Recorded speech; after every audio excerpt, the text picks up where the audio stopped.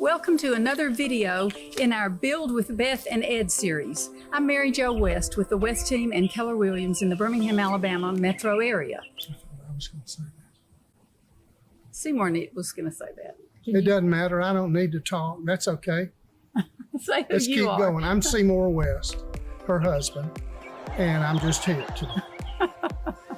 That's not true. It's true about the husband. Today we're diving into a crucial part of building a home, pouring the concrete foundation.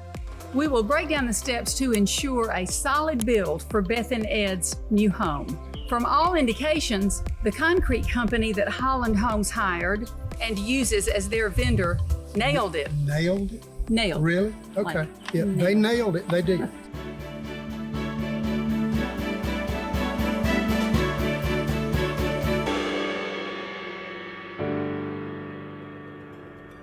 Yeah, first things first, preparation.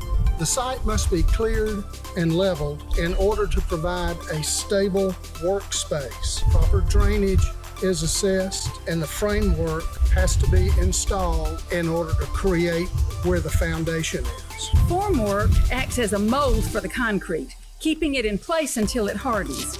Accuracy here is crucial for the integrity of the foundation.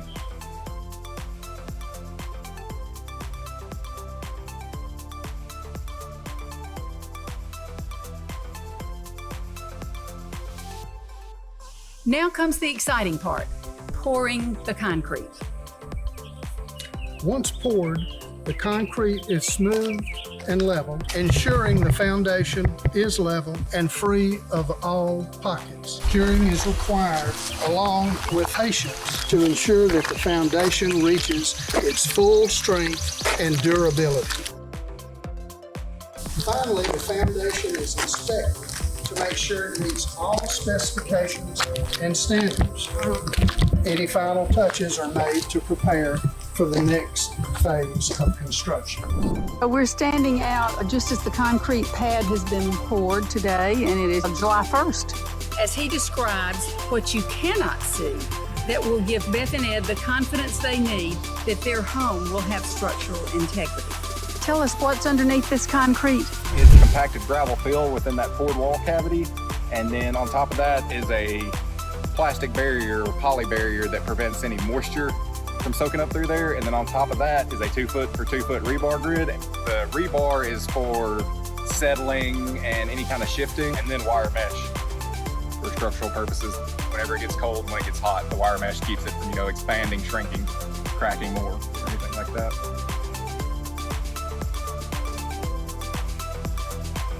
Tell us a little bit about how you're going to put in the expansion joints. It's basically on a slick finished surface after you're done, just because if you leave it perfectly alone as it is, you'll end up with cracks in it, and those expansion joints are a process we do afterwards where you come back with a demo saw and you just cut about an inch deep groove in it, and it allows any of the settling or shrinkage or anything that happens as this concrete's curing, the crack will favor that groove instead of cracking whichever direction it wants to.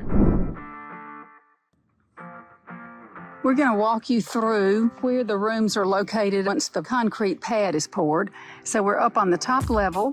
Seymour, walk us through. Well, here's the main level. Here's the front porch. The front door will be right there.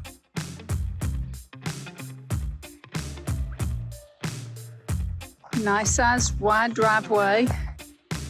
Okay, we're driving down the driveway. Turning into a 2-car garage right here.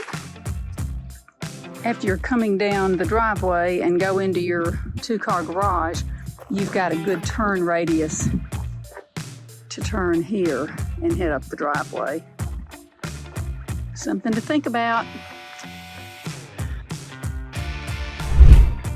Okay, obviously we're on a basement level, so pretend there's the main level that's been built out and framed upstairs. So this is a little indention, decorative indention in the living room. And then over here is coming in the front. And over here you've got the part of the kitchen right here. This is probably for the kitchen sink. And then around here, this is probably the plumbing Or the refrigerator, maybe, all that stuff? Yeah, Just just, kind whatever. Okay. And of course there'll be a wall here that will go up Mm-hmm. into. And so this wing right here is, This is probably- bedrooms. That's the master Yes, master bedroom. bedroom. Uh-huh. And then, so you've got a master bath, and then you've got an office, a bath here, and another bedroom / office. This is the entry, or the door that will lead out. This is their patio, Okay. right here. Their fireplace will be over in that corner. This is standing at the back of the lot in their backyard, looking up toward the street. And again, even though we've got heavily treed summer leaf out, you can tell that we will have a view of the golf course. And this is the 9th hole at Old Overton. What we're seeing now is the beginning of the lumber that will be used in framing, just various sizes. They delivered this out here, I believe, just today, in fact. There you have it, a solid concrete foundation ready for building. Stay tuned as we continue the next major step of framing. Hey, see, I bet the framers are really gonna nail it. I bet they are too, Mary Jo. Get your hammer. I'll be ready.